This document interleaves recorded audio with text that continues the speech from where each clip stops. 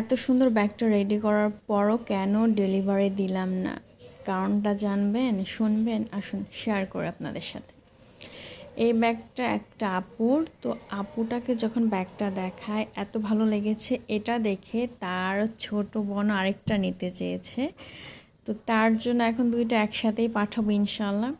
আর দেখুন ভিতরের ফিনিশিংটা জাস্ট অসাধারণ। আমি যে এটা জয়েন্ট দিয়েছি এটার কোনো মানে বোঝাই যাচ্ছে না যে আমি কোনো সুতা বা কী দিয়ে জয়েন্ট দিয়েছি, এত সুন্দরভাবে এটা অ্যাটাচড হয়েছে। আর এই যে ব্যাগটা দেখছেন এইটা কিন্তু উলের, আগেরটা হবে লাইলন সুতা, তার জন্য একটু শক্ত হয়েছে। আর এটা যেহেতু উলের, এটা কিন্তু নরম টাইপের হবে। আর নিচে আমি লাইলন সুতাটা দিয়েছি যেন নিচের তলাটা একটু শক্তভাবে থাকে, যেহেতু উলের সুতা নরম হয়।